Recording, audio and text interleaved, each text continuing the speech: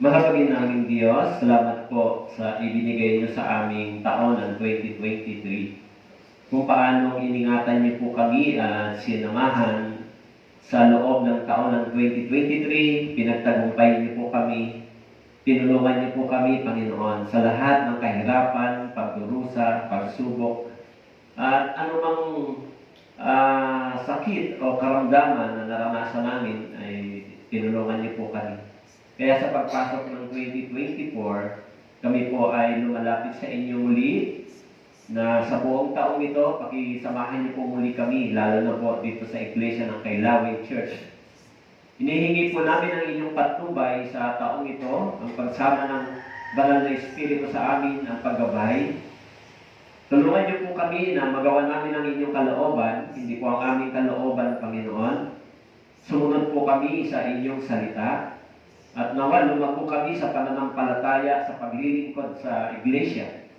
Kaya sa araw na ito, puspusin niyo po kami ng inyong salita. Pakilagay po ninyo ang salita sa bibig ng inyong lingkod. Lahat ng anumang distraction na gawain ng dyablo laban sa amin, sa mga pagsalungat sa inyong salita ay wasakin niyo po, Panginoon, upang ang salita ng Diyos ay malayang magministeryo sa amin. Maraming salamat po. Ito po ang aming panalangin sa pangalan ni Jesus. Amen. Po. So, kung may Bible po kayo, buksan po ninyo sa Lucas. Okay. Okay, Lucas chapter 6, beginning verse 46. Hindi po muna ako gagamit ng projector. Para gamitin niyo po muna yung mga Bible po ninyo. Okay, nakita niyo na po. Lucas chapter 6, may Bible po kayo.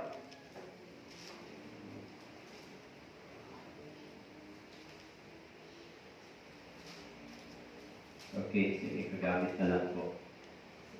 Yung iba wala yata.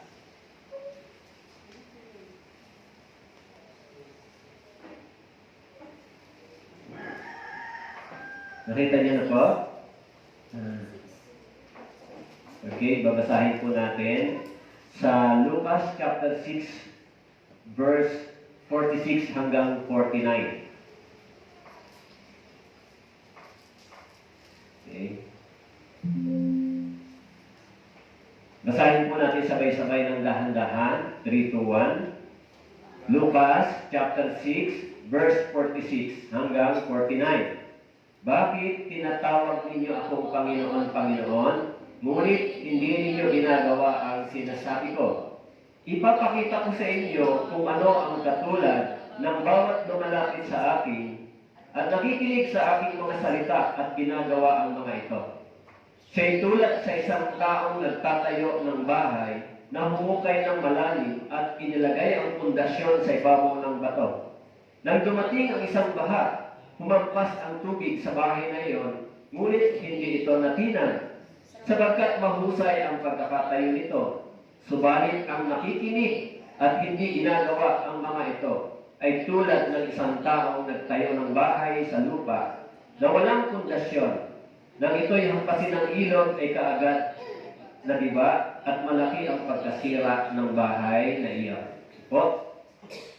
So, medyo yung ating topic ay siguro medyo mahirap para sa inyo. Kasi yung topic natin ngayon ay tungkol sa obedience. Tama po? Pagsunod. Dito, sabi ni Jesus Christ dito, ipapakita ko sa inyo kung anong klase o anong resulta ng taong sumusunod at hindi sumusunod sa salita ng Diyos.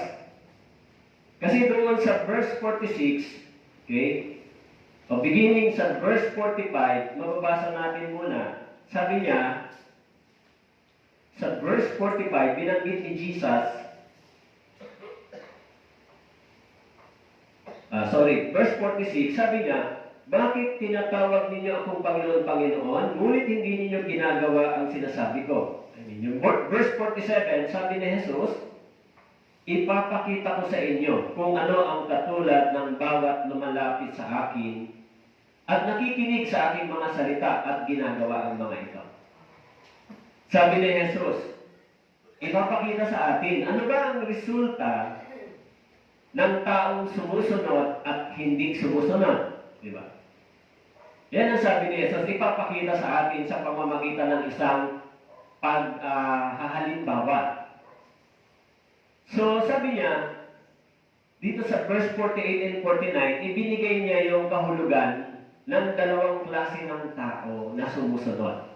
Tama po?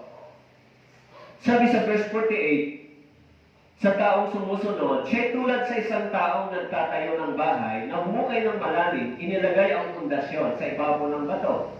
Nang dumating ang isang baha, humampas ang tubig sa bahay niya, ngunit hindi ito natinag sapagkat mahusay ang pagkakatayo nito. Yun po yung yung taong sumusunod. May obedience, tama po? Sa verse 49, yung nakikinig at hindi ginagawa ang mga ito, tulad sa isang tao na nagtayo ng bahay sa lupa na walang pundasyon. Nang ito'y hampasin ng ilog kaagad na nagiba, malaki ang pagkasira ng bahay na iyon. Kapag pinag-aralan natin ito tungkol sa mga espiritual na aral na itinuturo ni Jesus, hindi po ito tumutukoy sa literal na pagbagsak ng isang tao. Ito po ay tumutukoy sa ating espiritual na kalagayan. Okay? Kaya ano ba yung bunga ng pagsunod ng tao sa Diyos? Una, sabi po rito, yung taong matatag at sumusunod, hindi mo basta babagsak ang kanyang pananampalataya. Yung taong matatag at sumusunod. Sinasabi ni Jesus, kung lumalakad tayo sa salitang ito, yung ating pananampalataya ay mas magiging matatag at matibay. Pero kung hindi tayo sumusunod at lumalakad dito, yung ating pananampalataya ay hindi magiging matatag at matibay. Maaari, isang araw, biglang babagsak yung ating pananampalataya. Kasi yung basihan ni Jesus sa isang taong matatag ang pananampalataya ay yung sumusunod, nakikinig at sumusunod sa kanyang salita. So ano ba yung ibig sabihin ng Lord? Kasi sabi niya, tinatawag niyo akong Panginoon, Panginoon, pero hindi niyo naman ginagawa ang sinasabi ko. Ano bang ibig sabihin ng salitang Lord? Ito ay may kahulugan na Master. It means, sabi po, He has complete authority over our lives. That we belong to Him and that we are obligated to do whatever He says. Sabi po, ano ba yung kahulugan ng Lord? This is Master, Panginoon. Ang ibig sabihin, ito ay may kabuuan at kumpletong kapangyarihan sa ating buhay na tayo ay sa Kanya, na meron tayong obligasyon na sundin kung ano ang sinasabi ng ating Panginoon o Master. Tama po? Meron tayong obligasyon.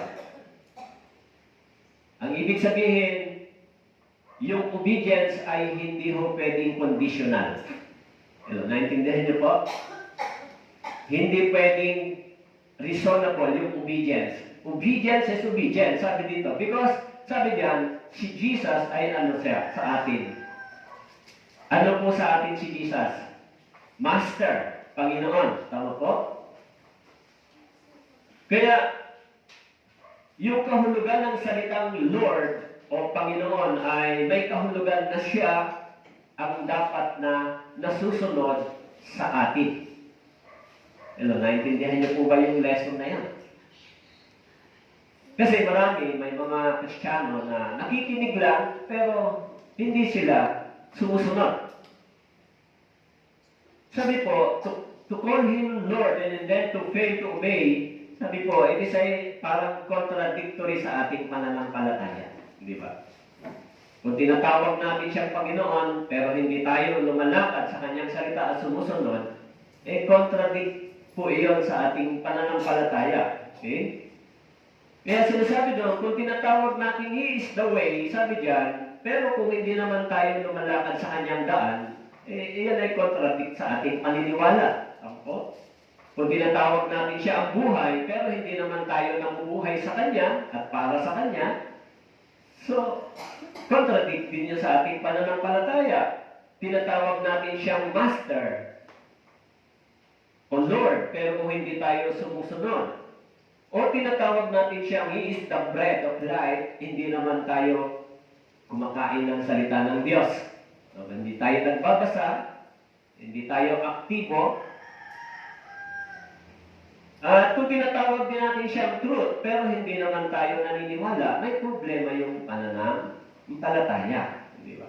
Lahat naman yan si Jesus.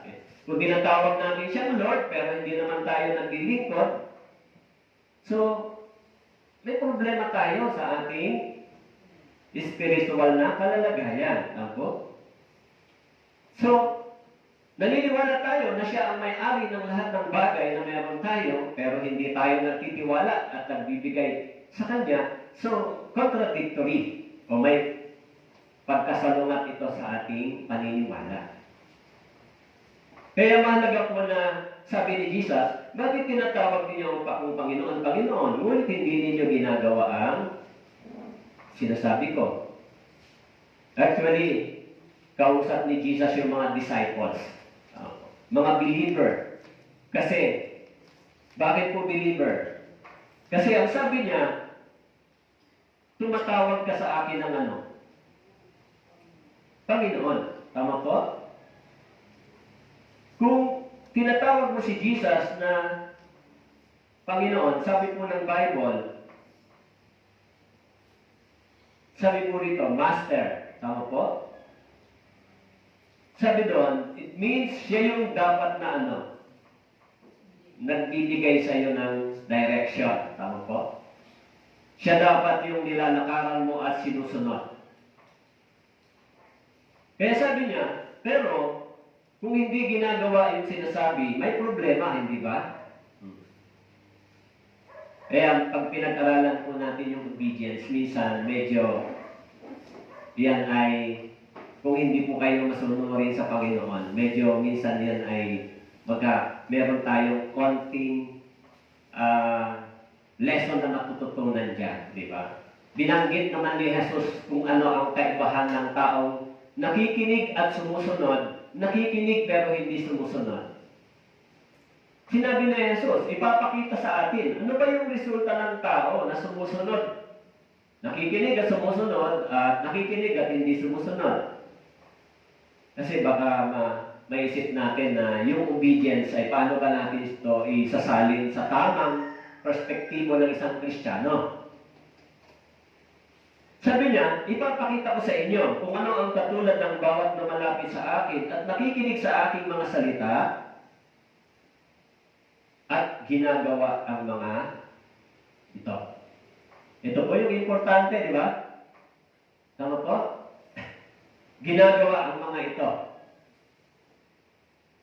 Sabi niya, ipapakita ko sa inyo. Madaling maintindihan yung kaibahan ng taong nakikinig at sumusunod at sa isang taong nakikinig at hindi sumusunod. Madaling maintindihan yan. Sinabi ni Jesus na yung taong lumalakad, sumusunod sa pananampalatayang ito ay nagiging matibay at matatag yung kanyang pananampalataya. Madaling maintindihan. Tama po? Pero yung taong nakikinig lang at hindi sumusunod, yung kanyang pananampalataya ay madaling bumabagsak.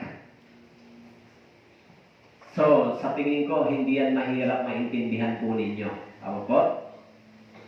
Sabi po, yung sumusunod, siya tulad ng isang taong nagtayo ng bahay, umuhukay ng malalim, inilagay ang pundasyon sa ibabaw ng bato.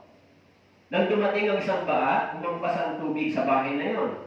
Ngunit hindi ito natinag sapagkat mahusay ang pagkakatayo nito. Yung tao na nagtatayo ng prinsipyo, ng maka-Diyos na prinsipyo, yung tao na lumalakad sa maka-Diyos na pamamaraan at prinsipyo at paniniwala, yung tao na umaasa at nagtitiwala sa salita ng Diyos, anuman yung kanyang kalagayan, anuman yung kanyang katatayuan, anuman yung mabigat niyang dinaraanan, yung taong nananatili, nagtatapat, lumalakad sa salita ng Diyos. Ang sabi po, hindi iyon matitinag sa pagdating ng sa pagdating ng bagyo ng buhay. Sabi niya, siya tulad ng isang taong nagtayo ng bahay, humukay ng malalim, inilagay ang pundasyon sa ibabaw ng bato. Ito po ay ang Ebanghelyo o ang salita ng Diyos. Kung ang ating prinsipyo, yung ating buhay, yung ating mga nilanais, yung ating mga bagay na nilalakaran ay nakapattern, dito sa salita ng Diyos na ito, na ating nilalakaran at ipinamumuhay, sabi po ni Jesus, kahit dumating ang bagyo o isang baha, hampasin man ng tubig ang bahay na yon, hindi ito matitinan. Ibig sabihin, hindi po ito literal na aral. Ito po ay may spiritual na aral sa atin. Kung ang isang tunay na Kristiyano ay yung kanyang buhay after salvation ay naka-ataw o nakapatong o naka-pattern sa prinsipyo ng salita ng Diyos. Kung ito yung kanyang nilalakaran at pinamumuhay, sinusunod niya yung salita ng Diyos, ang sabi po, dumating man ng isang baha, hampasin man ng tubig ang bahay na yun, hindi yun matitinan. So, yung isang tao o yung isang Kristiyanong matatag na hindi basta-basta bumabagsak ay yung taong hindi lang nakikinig. Tama po? Yung taong gumagawa din kung ano ang aral ng Biblia. Kaya kung hindi ganito yung pattern ng ating buhay Kristiyano, madali lang kayong madali lang bumabagsak yung pananampalataya, madali lang humihinto. Yun ang sinasabi ni Jesus Christ. Paano ba magiging matatag ang aking pananampalataya? So, yung unang tao, sabi po, siya ay isang matalino. Sumusunod siya sa salita ng Diyos. Yung buhay niya ay itinayo niya sa isang makadiyos na prinsipyo at pamantayan. Yung kanyang buhay Kristiyano ay lumalakad ng hindi ayon sa kanyang sariling kagustuhan. Sabi ng Biblia, kapag lumalakad ka sa laman, yung laman na ito ay dadalhin ka saan? Sa kamatayan. Kaya sabi po, yung unang tao, sabi po, siya ay matalinong tao. Hindi lang siya nakikinig, siya rin ay gumagawa, lumalakad. Meron siyang pagsunod sa salita ng Diyos. Alam niyo po, merong tatlong klase ng obedience na meron dapat tayo. Diba? Una, yung sumusunod tayo sa salita ng Diyos. Tama po? Pangalawa, sumusunod tayo saan? Dapat sa church. Tama po? Pangatlo, sumusunod dapat tayo saan? Sa leader, sa pastor. Tama po ba? Yung Israel, sino po ang itinayo ng Diyos sa kanila? Prophet. Propeta po. Tama ba? Yung unang-unang inilagay ng Diyos sa bansang Israel ay prophet. Sinusunod ba ng bansang Israel ang mga propeta? Pagkatapos ng panahon ng propeta, nagkaroon ng paglalagay ng leader ang Diyos sa pamamagitan ng mga hari. Tama po? Kaya yung hari at yung prophet ay nangunguna sa bansang Israel. Sila yung larawan ng iglesia in the Old Testament.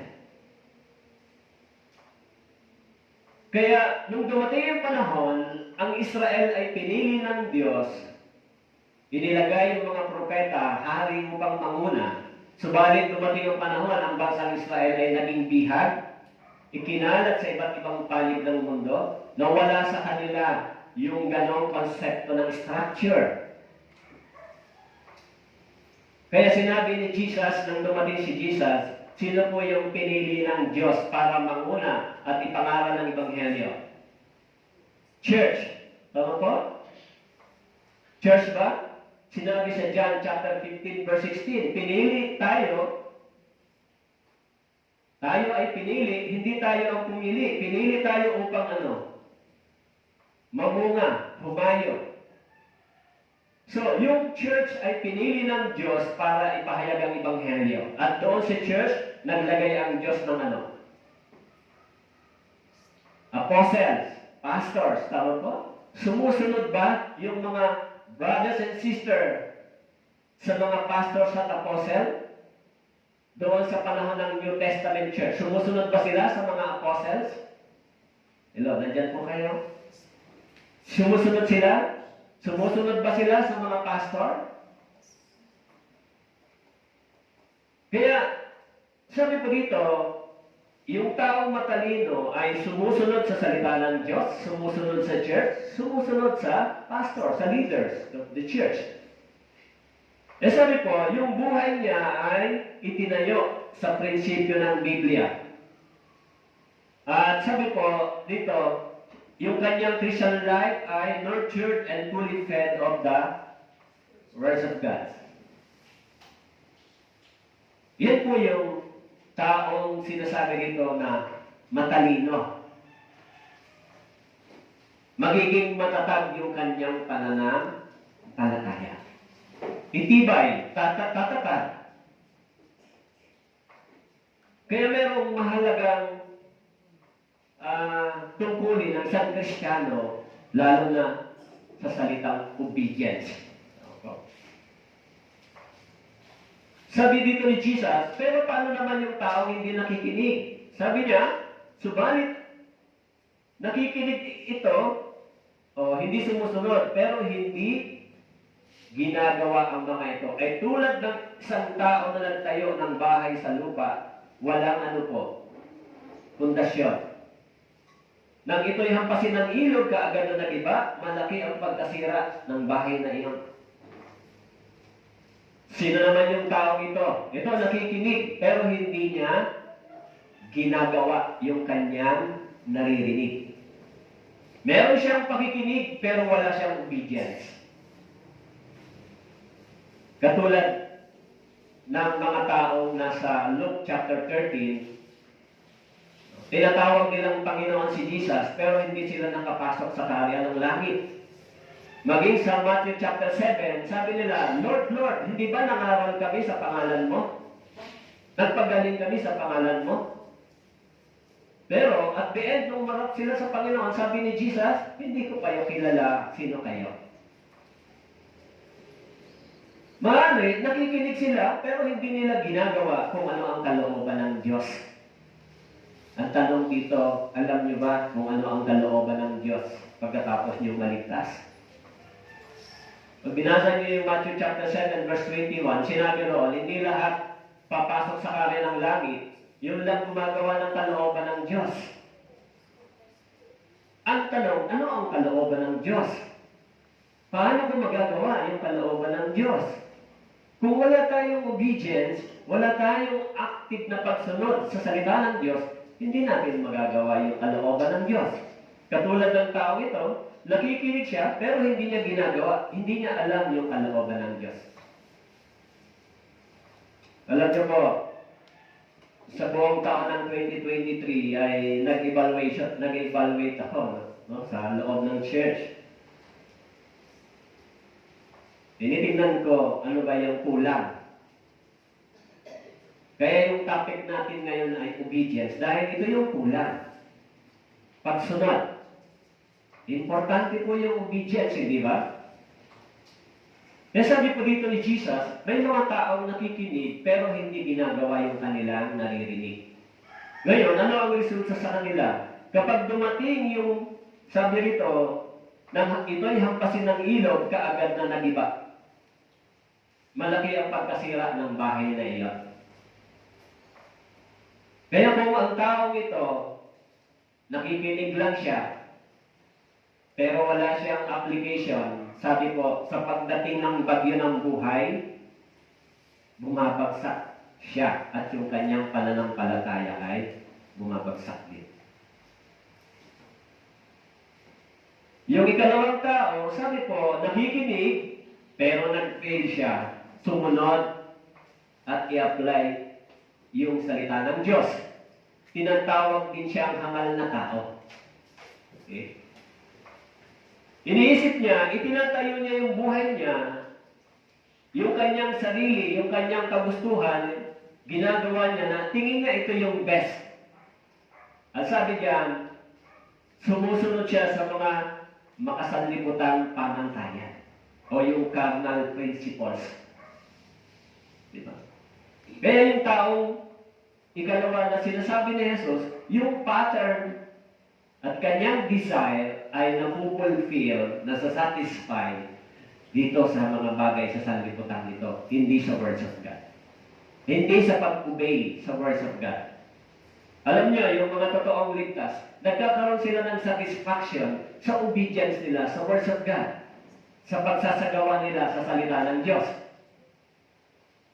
Kaya sabi po, yung ikalawang tao, sabi niya, he built his life on what he thinks to be best. Iniisip niya, ito ang pinaka-best. Aside from the godly principles, gagawin niya yung iniisip niya na ito ang tama. Mahali, yung kanyang iniisip ay best para sa kanya, subalit ito naman ay hiwalay sa prinsipyo ng Biblia.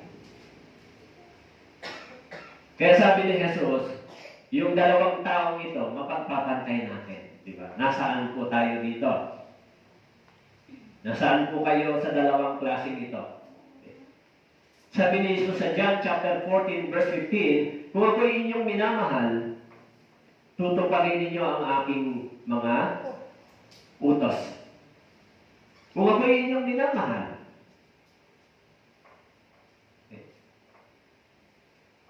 tutuparin ninyo. Sino po ito?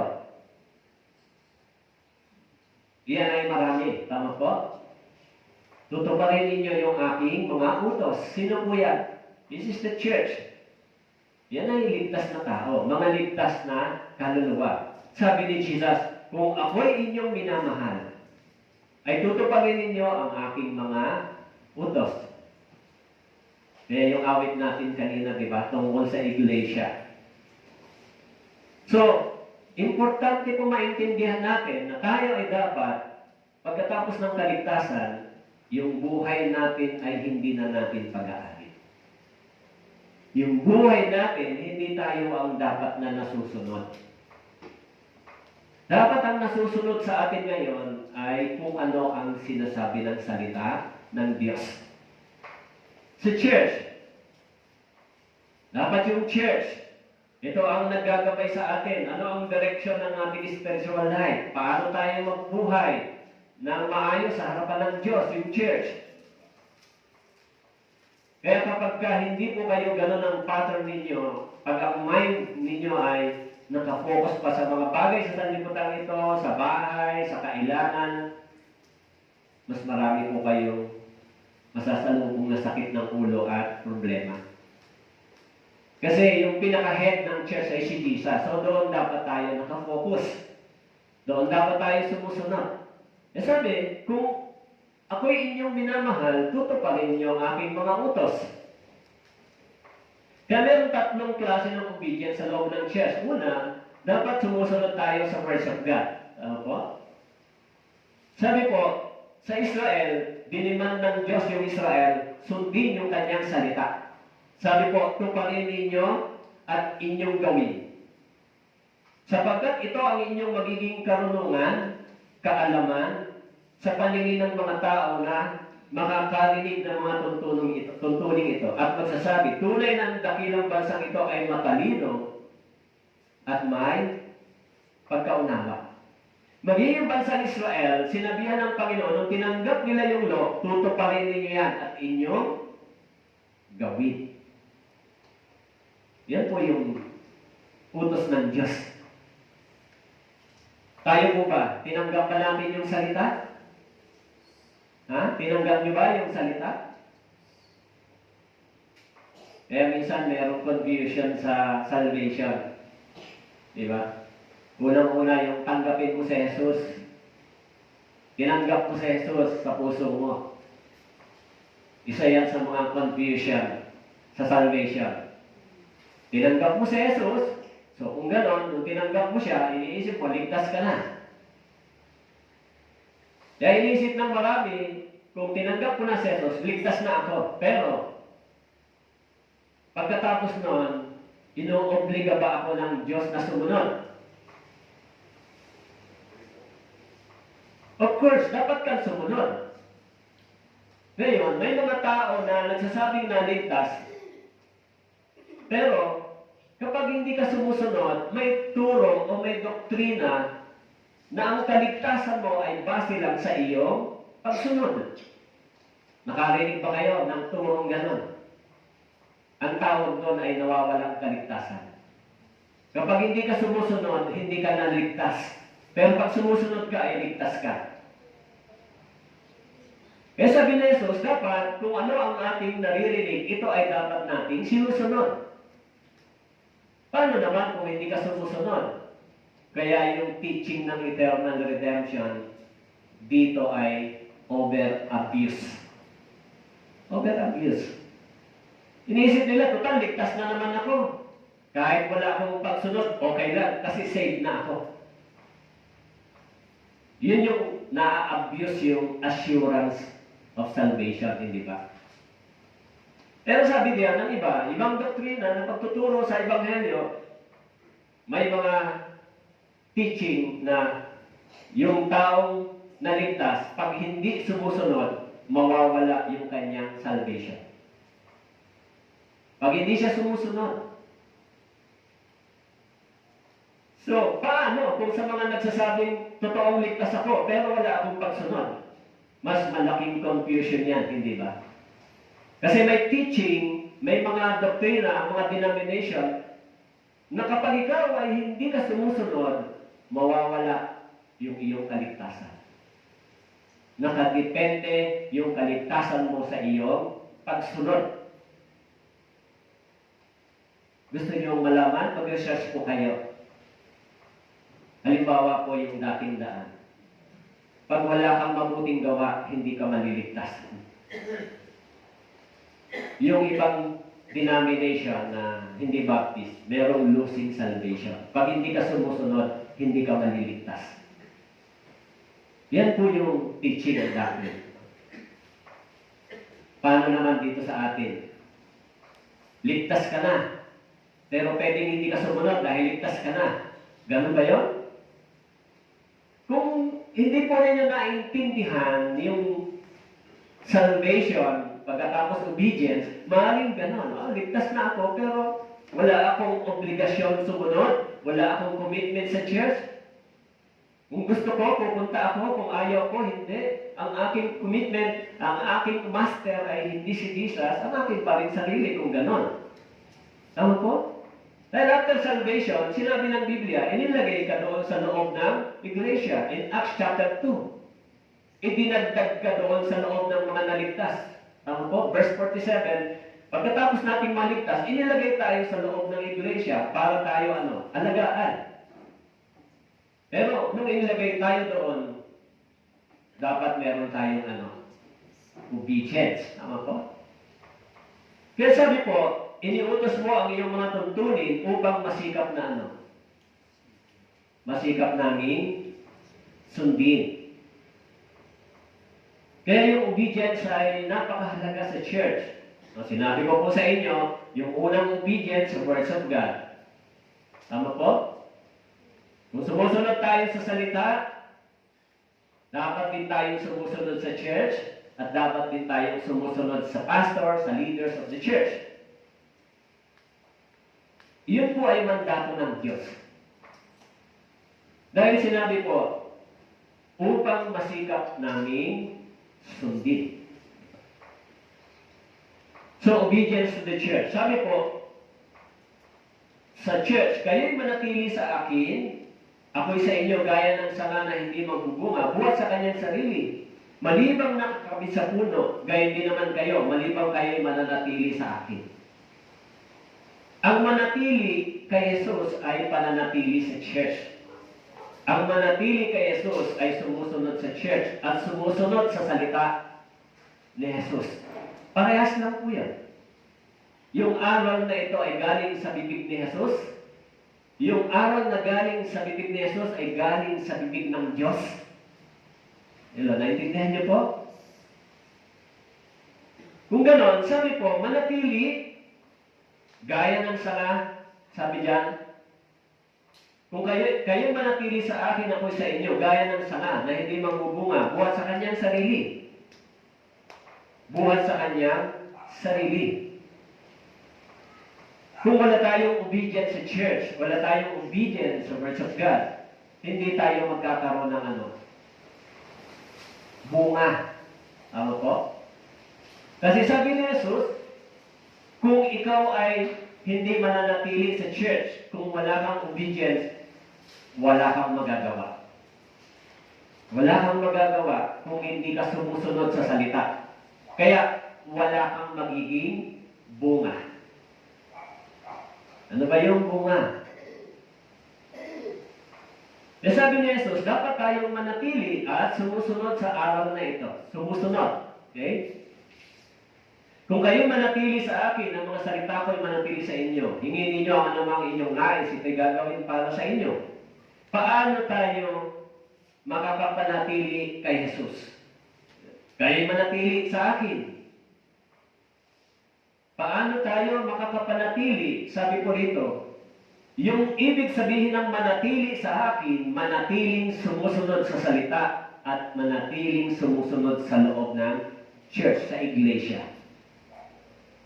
Pwede kayong manatili, pero kung hindi kayo sumusunod, hindi rin kayo magkakaroon ng bunga. At ang sabi dito, ang anumang hingin ninyo sa Diyos, walang response. Tama po? Kailangan, yung pananatili natin, dahil naniniwala tayo na ito ang dapat. Subalit yung pananatili ay dapat may kasunod na pagsunod.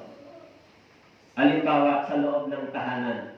Kung nananatili ang mga anak ninyo sa loob ng tahanan at hindi sumusunod, maganda bang tignan? Ganon din sa church, di ba? This is the church. Tayo ay pamilya ng Diyos. Kung tayo ay nananatili pero hindi tayo sumusunod, wala tayong matatanggap na anumang tugon galing sa Diyos.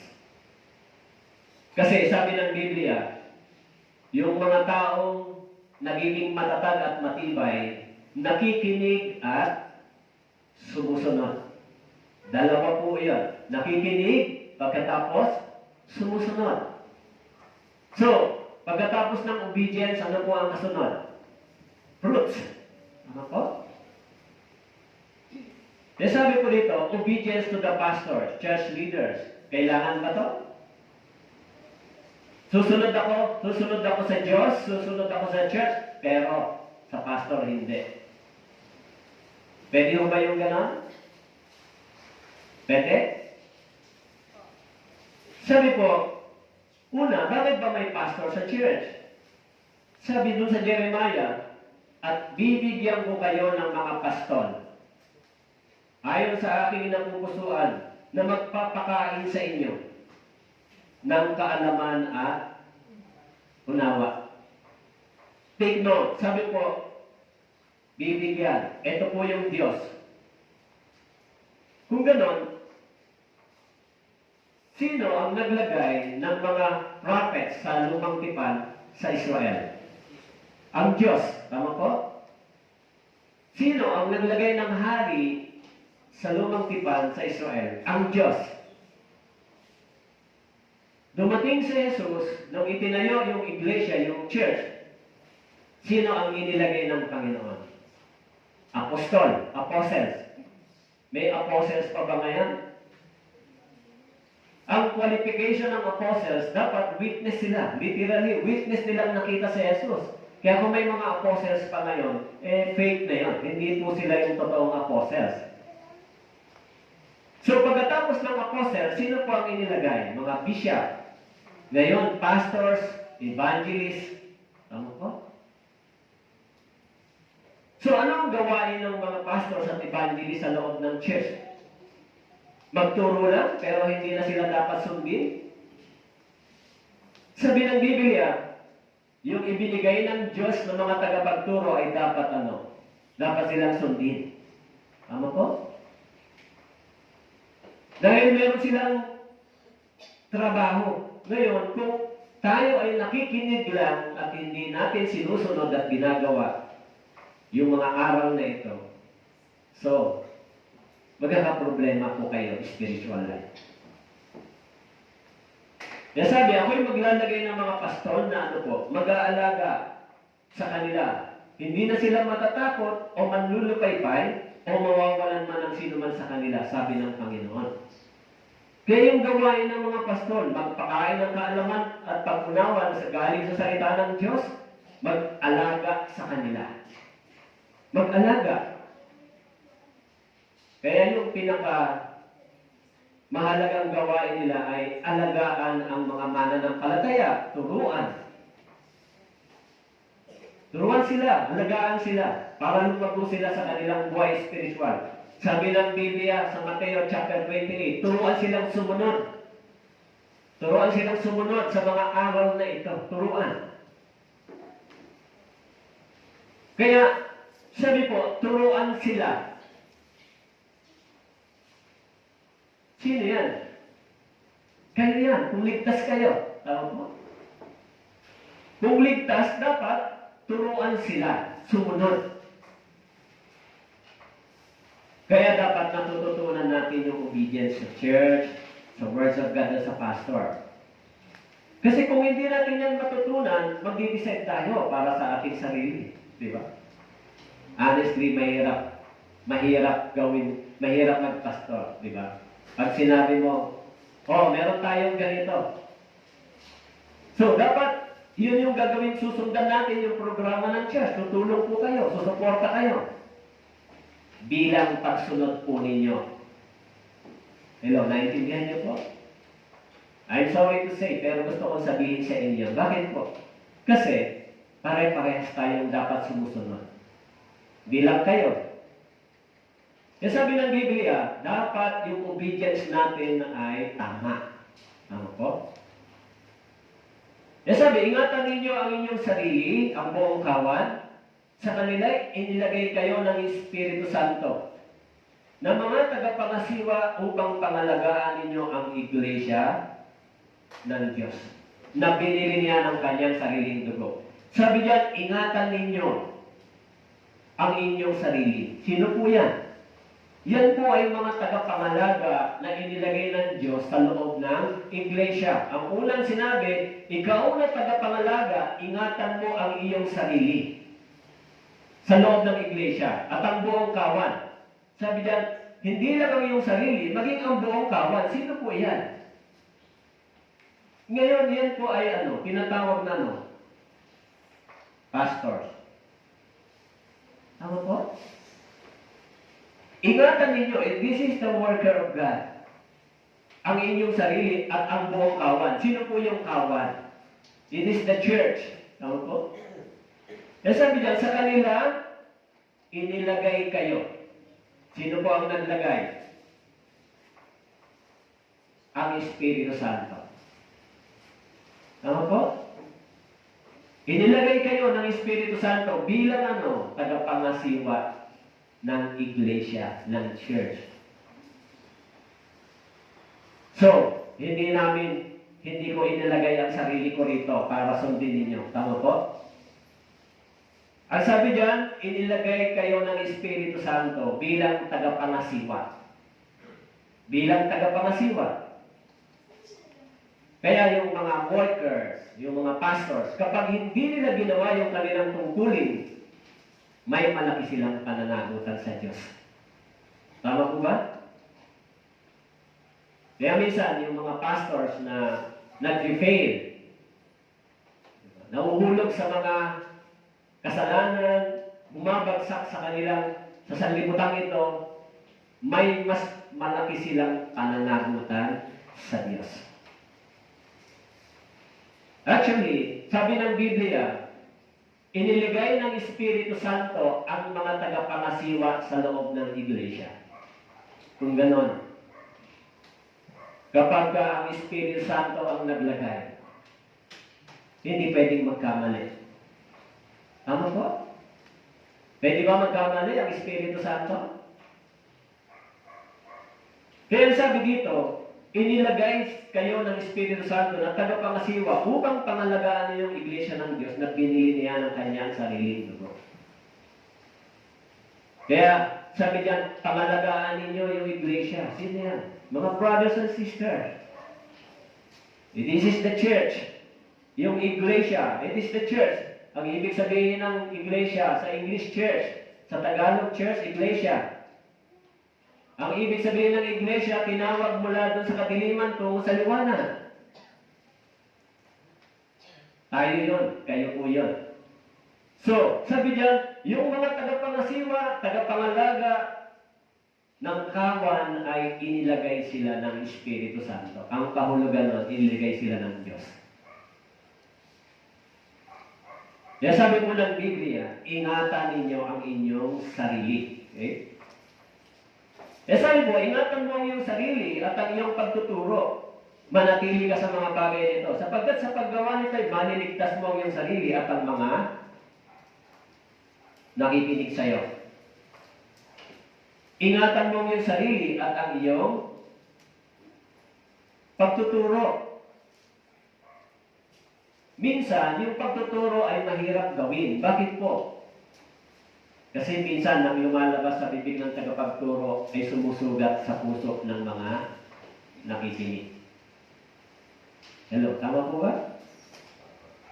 At minsan, nami-misinterpret ng marami yung nagtuturo. Naisip nila minsan na, ako ba pinapakinggan ni Pastor? Ako ba ano naman ang sinasabihan? Yung pagtuturo ay hindi po ginagawa para sa isang tao. Kaya sabi diyan, ingatan mo yung sarili at ang iyong pagtuturo. Yung mga tagapagturo ay may mahalagang gawain sa loob ng iglesia, sa church. So yung mga brothers and sisters din, meron din kayong mahalagang tungkulin. Di ba? Hindi lang kami yung dapat sumusunod, dapat kayo rin. Lahat tayo. At yung mga nakikinig ay dapat ito ay ma-feed, lumago.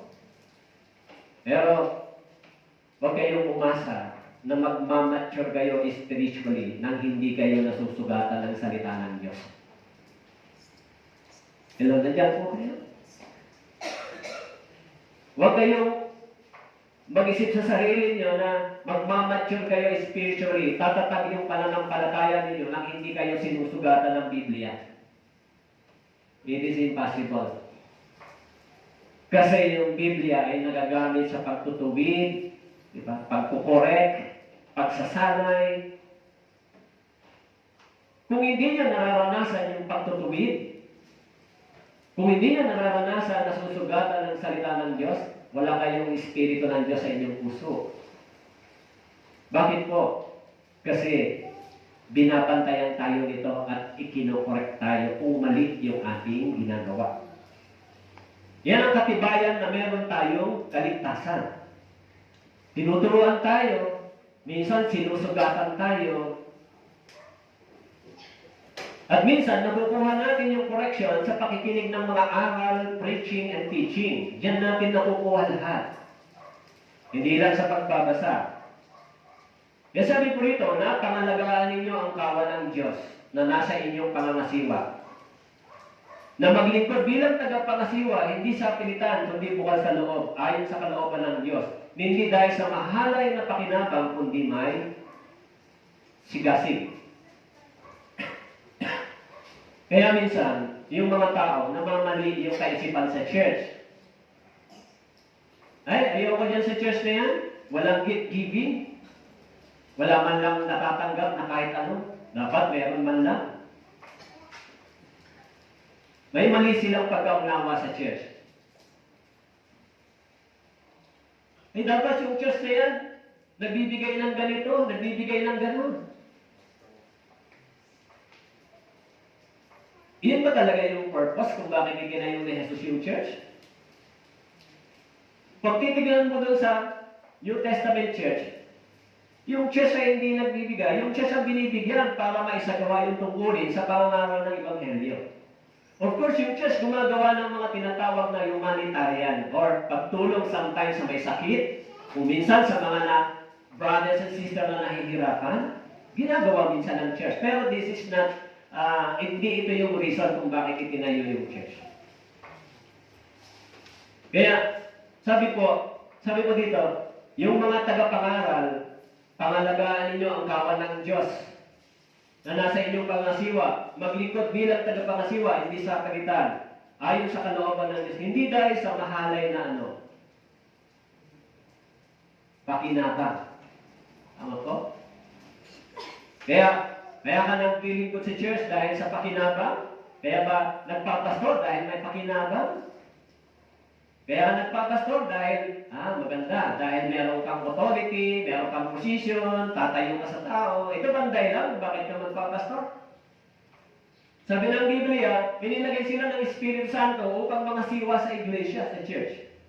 Pero kung pusuin mo, yung paglalagay na yun, mananagot ka sa Diyos. Hindi ba? Kaya sabi po, pangalagaan ninyo ang kawan ng Diyos. Pangalagaan.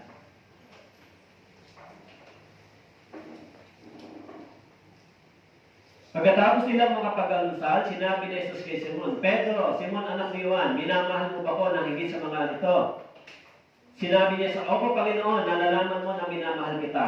Sinabi ni Jesus sa kanya, pakainin mo ang aking mga kordero. Pakainin. Si Pedro ay pangunahing apostol sa panahon ni Yesu Kristo, sa panahon ng ating Panginoon. Peter. Bagamat yung mga taong tinawag ng Diyos sa panahon ng bagong tipan ay mga mangingisda, diba? Yung trabaho nila ay ordinary. Hindi sila mga PhD, hindi sila mga doctorate, hindi sila mga graduate ng kung ano-anong institution. Graduate sila saan? Graduate sila sa mga ilang, sa mangingisda. Sa dagat sila nagsanay. Sa ilang sila nagsanay. Hindi sila nagsanay sa loob ng institusyon. Kaya, kahit hindi sila sinanay sa loob ng mga institusyon, sinanay sila ni Jesus sa wilderness, sa field, pero naging mga mighty warrior sila ng Panginoon, di ba? Naging mga makapangyarihan silang tao na ginamit ng Diyos kahit hindi sila nag-aral ng formal education sa tinatawag na seminary. Pero ginamit sila ng Espiritu ng Diyos. Kaya sabi ni Jesus kay Pedro, sino ba si Pedro? Si Pedro ay isang businessman. Anong business ni Peter? Fisherman. Tama po? Mangingisda. Pero nang tinawag siya ng Panginoon, ginawa siya mangangaral ng Ebanghelyo. Sabi, pinagkalooban niya ang iba na maging mga apostol. Ang iba ay propeta, ang iba ay evangelista, ang iba ay pastor at mga guro. Okay? Kaya yung mga taong ito ngayon, ginagamit ng Diyos sa loob ng iglesia. Pastor, guro, evangelista, na sila yung nagiging tagapangasiwa sa loob ng iglesia. Okay. So kung ganon, sila yung inilagay at sila yung mangunguna bilang tagapangasiwa sa loob ng church.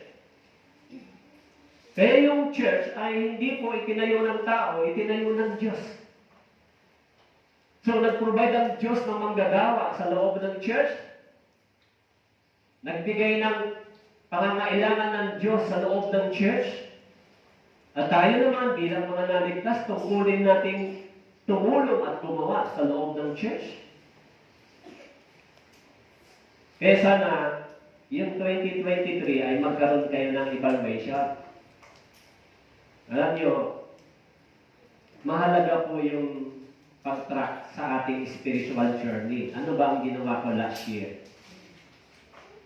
Ano ba yung mga bagay na hindi ko ginawa at ginawa ko? Pinakamasarap na panalangin sa harapan ng Diyos, Panginoon, buksan mo yung mata ko kung ano ang mga bagay na pagsubay ko noong 2023 na dapat na hindi ko gawin na ngayon. Ano yung mga bagay na ginawa ko na nalugod ka at ano yung mga bagay na hindi ko ginawa na dapat kong gawin at baguhin ngayon 2024. Paano ko ba ginawa yung Christian life ko sa loob ng 2023? Paano ba ako sumusunod sa salita ng Diyos, sa church, sa pastor? Nakapagtulong ba talaga ako sa gawain ng Diyos? Nakapag-contribute ba ako para sa kaligtasan ng iba? Dapat ganito tayo mag-isip. At buksan mo yung mata ko, Panginoon, para makita ko yung sarili ko kung sino ako sa iyong harapan. It is the best prayer, hindi ba? Para mapako ko kung ano ang bagay na mali sa akin na hindi ko na dapat gawin ngayong 2024. Kasi, bakit po? Meron tayong kaisipan na naghihintay tayo sa pagdating ng Panginoon. May kaisipan tayo na anytime pwedeng dumating ang Panginoon. Tama po? Kung ganon, yung kaisipan ito ay dapat mag-lead sa atin upang saliksikin natin yung ating sarili. Nasa tamang direction ba ako? Yung Christian life ko, tama ba? Kung bakit mo yung gagawin, dahil meron kang kaisipan na ang Panginoon anytime pwedeng dumating. Kaya sinabi ng Bible, magbantay kayo. Tama po? Sabagat ang Panginoon ay darating na parang isang magnanakaw. Pag nag-fail po kayo sa ganong bagay, alam niyo po, nabasa ko kanina, kasi sinimulan ko ulit basahin yung, nabasa ko na po sa awit yung nasa 78 chapter na ako ng awit. Tapos natatapos na ako sa Lucas. Mark, Luke, patapos na ako sa Lucas. May nabasa ako kanina na parang nag-share sa mind ko. Dito po sa Lucas chapter 12, verse 47. Kasi nandito na ako kanina. Matatapos ko na yung Lucas kasi tatapusin ko yung New Testament. Sabi dito sa Lucas chapter 12, at ang aliping iyon na nakakaalam ng kalooban ng kanyang Panginoon, ngunit hindi naghahanda at hindi ginawa ang ayon sa kalooban nito ay papaluin ng marami. Alam nyo, naisip ko ito kanina. Sabi po doon sa Lucas chapter 12, tignan natin yung talata. Napaisip ako nung binabasa ko ito. Sabi ko,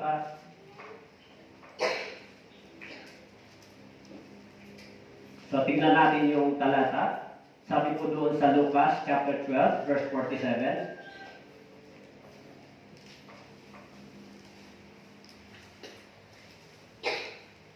Lucas chapter 12, verse 47.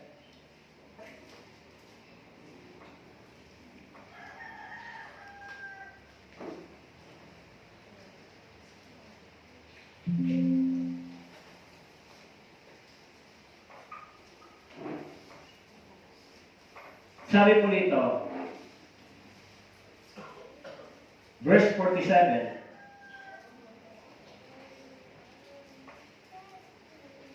Luke chapter 12, verse 47.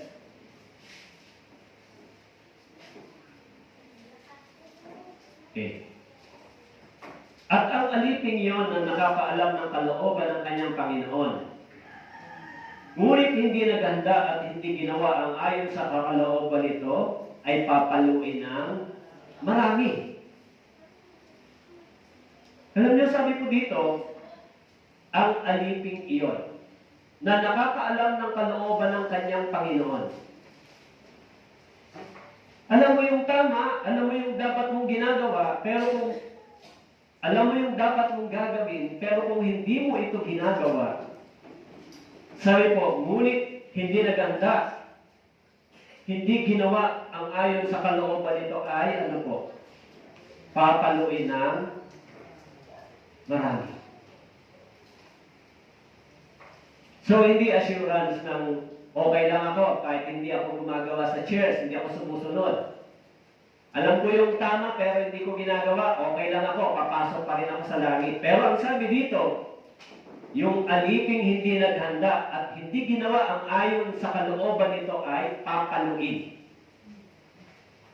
Hindi ng konti. Marami. Kaya kanina habang binabasa ko ito, nasa chapter 12:13 na ako. Kung alam mo yung dapat mong ginagawa sa iglesia at hindi mo ginagawa, pagharap mo sa Diyos. Tama po?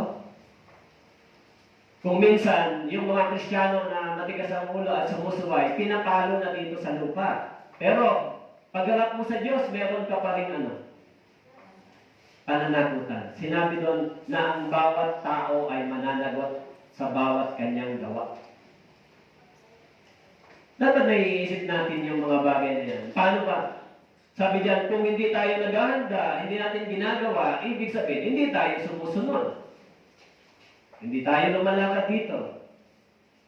Kaya sabi diyan, kung hindi nila ginawa ang ayon sa kalooban nito, papaluin. Hindi mo lang kaunti. Actually, nung binasa ko yan, nararamdaman kong pagkatakot sa Diyos. We fear to the Lord na dapat, kaya yung tanong ko sa Panginoon, ano ang hindi ko nagawa? Ano ang kulang sa akin, Panginoon? Ano yung mga bagay na dapat kong iayos this 2024? Tingnan natin yung ating sarili sa harapan ng Diyos, wag yung iba. Huwag tayong tumingin sa iba, tingnan natin yung sarili natin. Sa church, paano ko ba ginagawa yung Christian life? Tumutulong ba ako? Sumusuporta ba ako? Pag sinabi ba ni Pastor, tayo ganito, sumusunod ba ako? Para sa kalakasan ng iglesia, nagtatanim ba ako? Kung ganito ang aking iniisip at ginagawa, darating ang Panginoon, papaluin ba ako? Kaya sabi ng Biblia, kung alam mo ang bagay na tama at hindi mo ginagawa ng ayon sa kalooban ng Diyos, papaluin ka ng Panginoon. Hindi raw kaunti. Marami. Kaya, nag-iisip ako doon kanina na mabigat, no? Yung kapalit ng pagsasawalang bahala ng isang Kristiyano sa tungkulin nila bilang mga naligtas na tao. Mabigat. Yes. Nasabi po dito, anong gawain ng mga pastor? Upang ihanda ang mga banal sa gawain ng paglilingkod. Ihanda sila para sa ikatitibay ng katawan ni Kristo. I-ready sila. Kaya hindi lang po kayo iniligtas para magsimba, umuwi. Hindi po yan ang purpose ng Christian life. I'm sorry to say, sabihin sa inyo na hindi yan ang layunin ng pagliligtas ng Diyos sa inyo. Una, Wednesday sermon. Wednesday sermon, ilan lang ang dumadalo dito. Apat, lima. Di ba? Sa paningin ng Diyos, maganda ba? Yun? Sa akin, hindi ako ang may consequence. Sino may consequence? Sabi na, yung nakakaalam ng tama at hindi ginagawa ay papaluin ng marami. Ako ba ang papaluin ng Diyos? Nandito ako. At lagi ako nagpapaalala sa inyo. Minsan, sinabi ng isang sister, dapat silang paalalahanan. Every Sunday, may paalala dyan, di ba? Wednesday sermon. Ito ay gawain ng iglesia. Ano po ang gawain sa Wednesday sermon? Pakikinig ng salita ng Diyos. Tama po? Huwag po kayong ma-open sa sinasabi ko. Mas mabuting masaktan kayo ngayon kaysa masaktan kayo sa pagdating ng Panginoon. Mas mabuting masaktan kayo ngayon, ma-correct kayo sa sinasabi ko, kaysa paluin kayo ng Diyos dito. Kasi ang sabi dyan, wala mo yung tama, hindi mo ginagawa, papaluin ka ng Diyos ng marami. Tama po? Pero bago mangyari yun, dapat ka munang paalalahanan. It is my duty and my responsibility sabihin sa inyo. Tama po? Now, depende sa inyo. Sabi dyan, ang nakikinig at sumusunod ay tumitibay. Tama po? 2024 na ngayon. Kasi bakit po kailangan yung gawin yun? Para ang pananampalataya ninyo ay tumibay at tumatak. Actually, kayo ang magbe-benepisyo ron. Tama po ba? Kaya yan ginagawa para yung mga mananampalataya, ang kanilang pananampalataya ay tumibay at tumatak. Kaya huwag niyo pong mamisinterpret yung pastor na sinasabi ko sa inyo. Kasi it is my duty and responsibility na ibinigay na. Sabi diyan, pangalagaan yung iglesia, turuan sila, pakainin ng karunungan at pangunawa. Tama po? Yan yung sinasabi ng Biblia. Kaya sabi po rito, upang ihanda ang mga banal sa gawain ng paglilingkod. Ito yung purpose. Para kung tayo tumatag, tumibay, umayos, makapaglingkod tayo sa Diyos. Kasi dati naglingkod tayo sa sanlibutan ito. Tama po? Yung mga bago tayo naligtas, wala tayong design nito, wala tayong kaisipan na tumanggi sa mga bagay na alok ng sanlibutan ito. Sabi po, hanggang madarating tayong lahat sa pagkakaisa sa pananampalataya, sa ganap na pagkakilala sa anak ng Diyos, hanggang maging taong may sapat na gulang, hanggang sa sukat na ganap na kapuspusan ni Kristo. Hanggang maging taong may sapat na gulang. Kapag hindi po kayo nag-mature, pag hindi po kayo lumago ang pananampalataya ninyo, kung hindi po kayo nagiging huwaran sa iglesia, kung hindi po nakikita sa inyo yung pagsunod na maayos at tama, wala pong susunod sa inyo. Wala pong susunod. Pag hindi po nakita yung magandang halimbawa ng pananampalataya ito sa inyo. Kahit sabihin niyo pa po na maganda ang aral, pero kung hindi tayo marunong sumunod at hindi natin ginagawa yung mga aral na ito, hindi po kayo magiging makapangyarihan para sa ebanghelismo. Yan po yung totoo. Kasi, kaya po yung sinasabi sa inyo, I'm worried. Bakit po? Sabi nga nila, nung isinulat yung Biblia, na malapit nang dumating ang Panginoon, mas malapit yung panahon kaysa sa atin. Tama po? 2,000 taon, isinulat ng mga apostles yung Bible na sinabi, magbantay kayo dahil parang magnanakaw, darating ang Panginoon sa anumang oras na hindi nyo alam, anytime pwedeng dumating.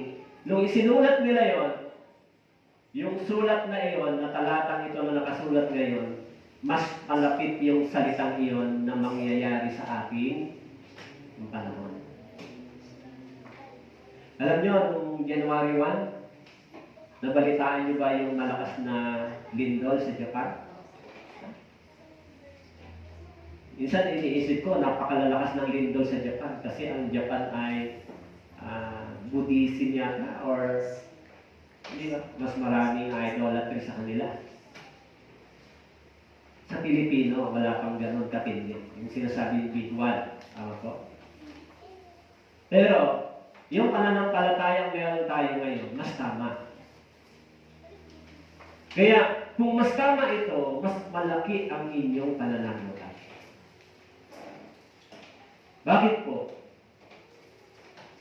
Alam mo, yung mga taong naniwala sa mali, at naniwala sa mga tagapagturo na maling tagapagturo, ang may mas malaking pananagutan ay ang mga maling tagapagturo. Walang taong gustong maniwala sa mali. Tama po? Gusto mo bang turuan ka ng mali? Siyempre, hindi mo gusto yon. Kung nalaman mong mali iyon, hindi ka susunod. At yung pananagutan mo ay hindi yung maniwala sa mali. Tama po? Kung naniwala ka sa mali nang hindi mo alam, hindi mo yon pananagutan. Hanggang bigyan ka ng Diyos ng pagkakataon, marinig yung katotohanan. Ngayon, kung binigyan ka ng Diyos ng marinig yung katotohanan, narinig mo yung katotohanan, at ito ay itinanggi mo, meron kang malaking pananagutan sa Diyos. Binigay yung katotohanan para mabigyan ka ng pagkakataon, ito ay naitanggi mo, meron ka ng pananagutan malaki sa Diyos. Ikaw naman, naniwala ka sa katotohanan, tinuruan ka ng tama, natanggap mo yung katotohanan at hindi mo ginagawa yung katotohanan ito, mayroon kang mas malaking pananagutan sa Diyos. Sa batas ng tao, kapag ikaw ay inosente pa, hindi mo alam na mali yung ginawa mo, inosente ka, hindi ka pa nananagot. Tama po?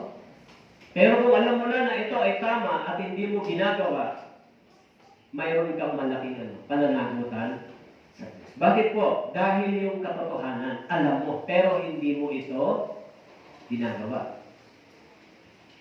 Kaya, yung katotohanan ito, sino po? Si Jesus. Yung gaang ito ay tinuro sa atin sa pamamagitan ng salita ng Diyos. Kaya yung mga tagapagturo, meron silang malaking pananagutan sa Diyos. Kaya alam niyo po, minsan, mga pastor, ayaw nila magsalita, baka masaktan yung mga nakikinig at hindi na sila bumalik at baka hindi na sila magbigay ng offering and tithes kasi sinusugatan sa pangangaral. Dapat ang sasabihin lang ng bibig ng tagapangaral, magpapalain kayo. Magbigay kayo, magpapalain kayo para sila. Gusto nila yung pagpapala na. Yun yung bibig ng isang sinungaling na tagapagturo. Ayaw niya kasing mawala yung mga tao ito. At baka hindi na magbigay. Pero si Jesus nga, sinabi dito, yung mga pari, yung mga skriba at pariseyo, sinaway ni Jesus. Anong sinabi ni Jesus? Mga lahi kayo ng ulo ko. Sinaway sila ni Jesus. Tama po? Siyempre, dito sa church, hindi ganon. Tama po? Tayo, sinasaway lang tayo ng Biblia para tayo hindi tayo paluin ng mas marami. Para maiiwas tayo doon sa direction na kung saan abutan tayo ng Diyos, mali yung ating buhay Kristiyano. Kaya sabi po rito, yung mga mananampalataya, tinuturuan para daw magkaroon ng sapat na gulang. Tama po? Sapat na gulang. Para tayo lumago, mag-mature, at kapag tayo lumago at nag-mature sa loob ng iglesia, magagamit tayo ng Diyos, maglilingkod tayo sa Panginoon. At habang naglilingkod tayo, aabutan tayo ng Diyos na naglilingkod sa loob ng iglesia. Kaya sabi sa Hebreo chapter 13 verse 7, sumunod kayo, pasakop sa mga namumuno sa inyo.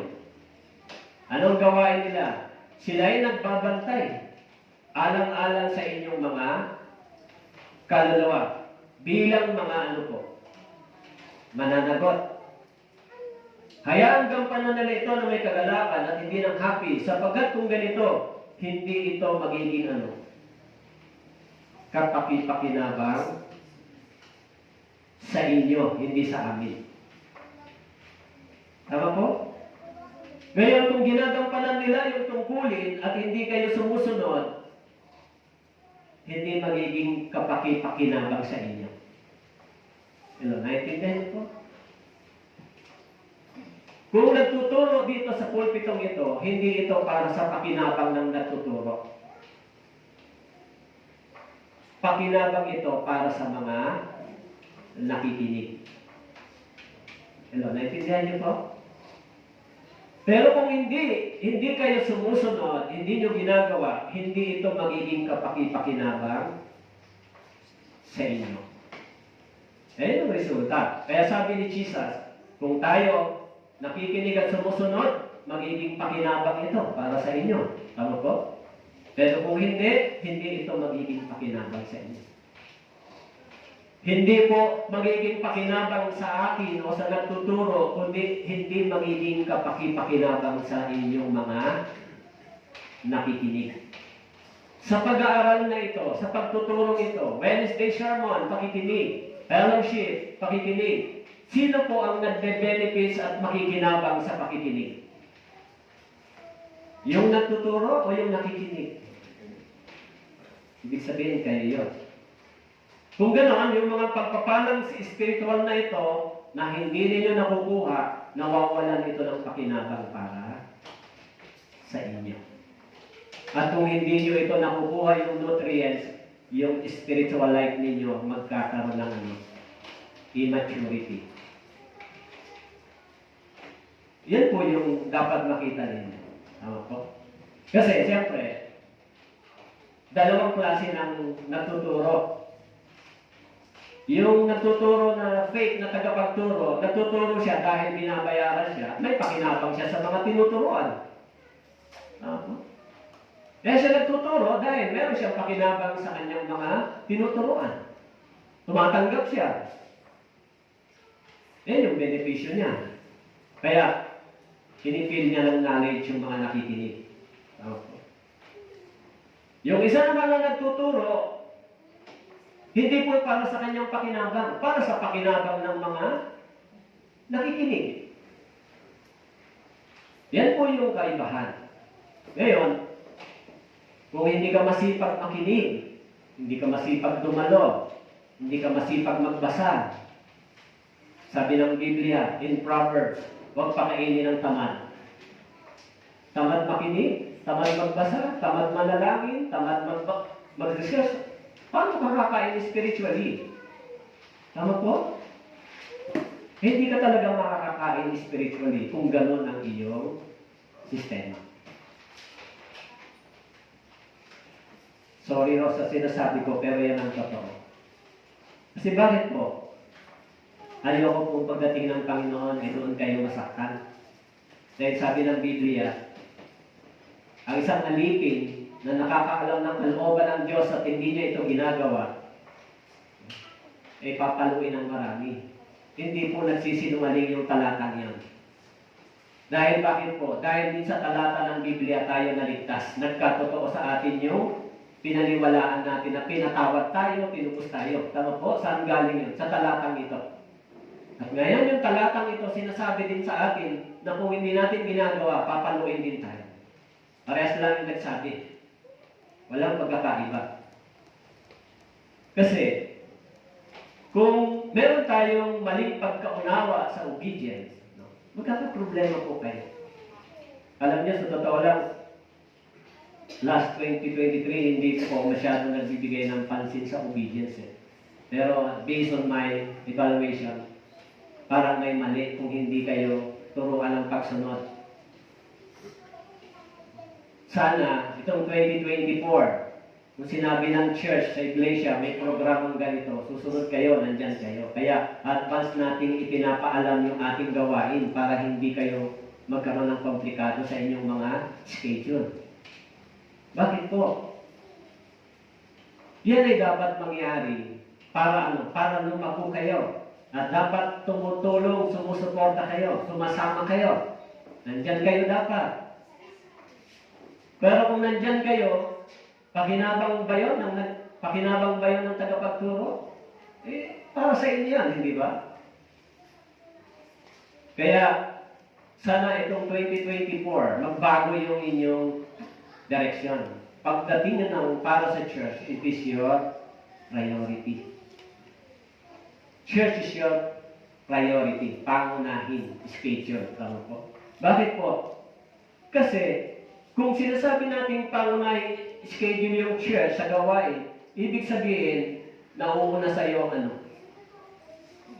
yung Diyos. Tama po? Priority ko ang Diyos. Ano yung dapat na gusto niya para sa akin. At saka na lang yung susunod yung gusto ko. Kasi, maaari ngayon, pwede tayong magkaroon ng reason. Hello, tama po? Pwede, sabihin nyo, ganito, ganon. Pero, mga brothers and sisters, pagtayo natin sa harapan ng Diyos, wala nang reason. Tama po? May reason pa ba? Pwede pa ba natin maging dahilan sa pag tinanong ng Diyos, kasi Lord, ganito, pwede ba tayo magdahilan sa harapan ng Diyos? Sana, mapagtagumpayan niyo po yan. Kasi bakit po? Huwag kayong abutan ng Panginoon na gano'n ang sitwasyon. Kakaunti lang yung time ninyo para sa spiritual ninyo, pero mas malaki yung exposure sa sanlibutan ito. Yung kaunti na yun, kakainin kayo ng sistema ng sanlibutan ito. Dahil yung spiritual life ninyo ay anong mangyayari. Pag dinaanan ng tubig, ng bagyo ay babagsak. Kaya sabi ni Jesus, mawawasak siya, at least kahit nawasak daw siya, ligtas yung kanyang espiritu. Pero pwede ba yun? Kahit ligtas yung espiritu mo, papaluin ka pa rin ng Panginoon ng marami. Hindi ba? Kaya sabi po, alalahanin ninyo ang mga namumuno sa inyo. Silang nagsalita sa inyo ng salita ng Diyos. Tingnan ninyo ang kinalabasan ng kanilang pamumuhay. Tularan ninyo ang kanilang pananampalataya. Alalahanin ninyo ang mga namumuno. Ano po? Actually, mahirap mamuno sa maraming tao. Ang pinakamahirap i-manage ay tao.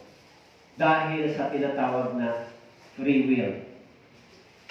Kung ang church ay secular at company, madaling mamuno. Bakit po? Kasi pag may position ka, pag manager ka, dapat ka sundin. Pag hindi ka sinunod, pwede mo tanggalin. Tama po? O ayaw mo sumunod, tanggalin mo yan. Mag-hire ka ng iba. O dito sa church, paano? Pag ayaw sumunod, sasabihin mo, tanggalin yan, mag-hire ka ng iba. Pwede ba yan? Hindi naman secular ito eh.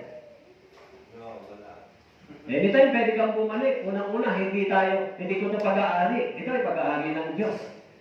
Kung nagkamali kayo, umalis kayo sa church, tapos nung nagbalik kayo, gusto niyo bumalik sa Panginoon, sasabihin ko ba, ay hindi ka na pwede rito kasi nagkamali ka. Pwede ba yun? O sige, bumalik ka. Kung gusto mo manubalik sa Panginoon. Kung ganon, yung authority ng isang manggagawa bilang pastor ay magagamit mo para makabalik ka sa church. Eh paano kung sabihin ng pastor na, ay hindi ka na pwedeng bumalik? Huwag ka na bumalik dito kasi nakagawa ka na ng mali. Makakabalik ka ba kung gano'n? Siyempre, hahanap ka ng iba na tatanggapin ka. Tama po? Pero dahil hindi naman ito pag-aari ng pastor yung church, ito ay pag-aari ng Diyos. At ang kaisipan mo, hindi ko ito tupa ito ng Panginoon na gustong manumbalik, okay. Pero pag ikaw ay nanumbalik sa Panginoon, dapat kang sumusunod sa church at dapat kang manatili sa church. Tumulong, sumuporta sa church. Tama po? Kasi, yun yung purpose kung bakit ka pinabalik ng Panginoon. Kayo, pag naranasan niyo yung gano'n, gusto niyo ba maranasan niyo? Ha? Mahirap. Kaya nga, sabi dito, yung mga tagapagturo, namumuno, nangangalaga, tagapangasiwa, sila yung may malaking tungkulin at responsibility sa loob ng iglesia. Kaya hindi madali na sabihin, ikaw dito ka, ikaw dito ka, ikaw dun.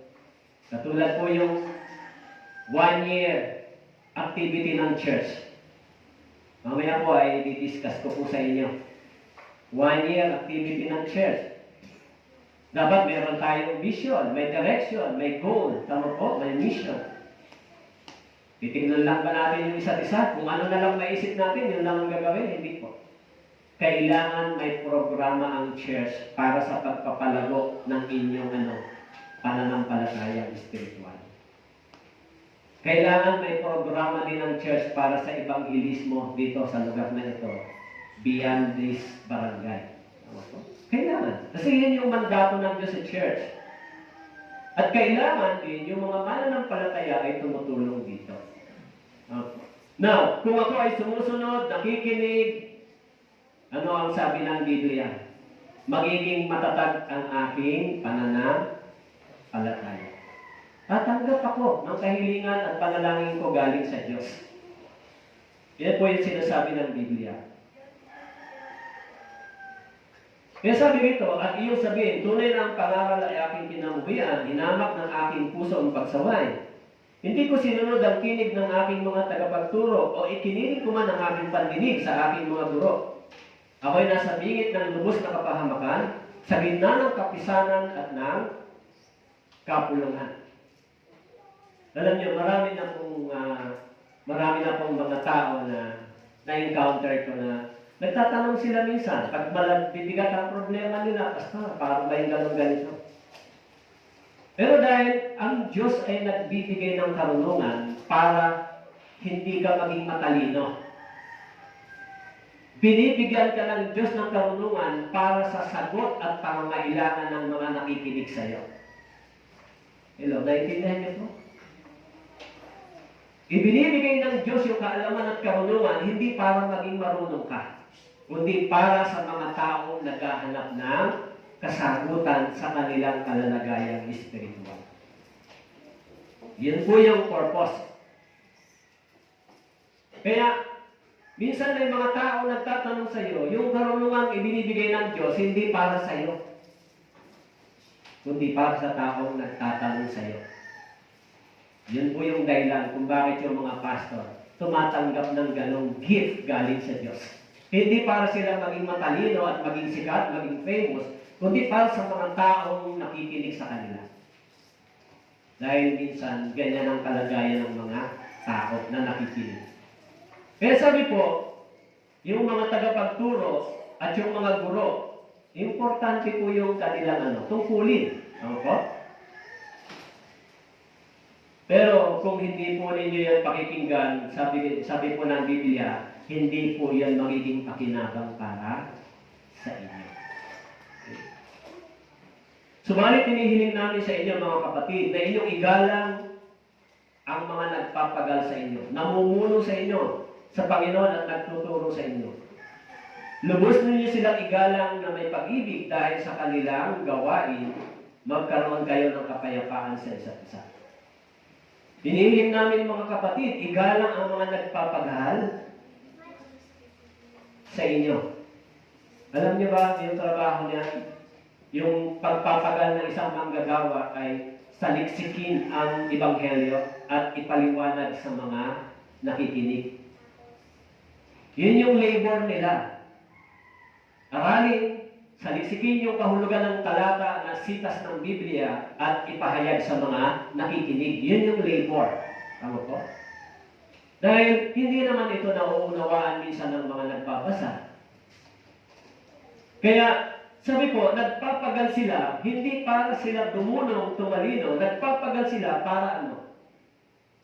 Para sa mga nakikinig. Dahil sinabi ng Panginoon, Peter, feed my lamb. Pakainin mo yung aking mga tupa. Yan po yung gawain sa loob ng iglesia. Kaya kung kayo po ay masipag sa pakikinig, pagdalo sa mga fellowship, pakikibahagi, so yung inyong pananampalataya ay lalago at tatatan. Magmamature kayo spiritually. Mapagtatagumpayan nyo yung maraming problema na maaaring dumating sa inyo. Lalo na 2024. So, sana magkaroon kayo ng resolution. This year, Panginoon, makita ko ano yung prioridad na dapat ginagawa ko. Lumago kayo sa Panginoon. Maging instrumento kayo ng Panginoon para maligtas yung ibang kaluluwa sa pamamagitan niyo. So, hindi kayo maging kapitisoran. Tayo ay maging kalakasan ng iba. Lalo ng mga nakikinig sa atin. So, yan sana yung maging bunga ng inyong paglago. Kasi, hindi natin alam di ba? 2024, kung binibigay pa ito ng Diyos sa atin. Kung pumupunta tayo sa church, uuwi tayo. Pupunta tayo sa church, uuwi tayo. Ano ang bunga ng buhay Kristiyano nyo, di ba? Ngayon, kung umarap kayo sa Diyos, ano ang bunga na mayroon tayo? Kayo ang sasagot nun sa harapan ng Diyos. Okay po, so tayo po'y manalangin. Ang aming Diyos, maraming salamat po sa biyayang ito.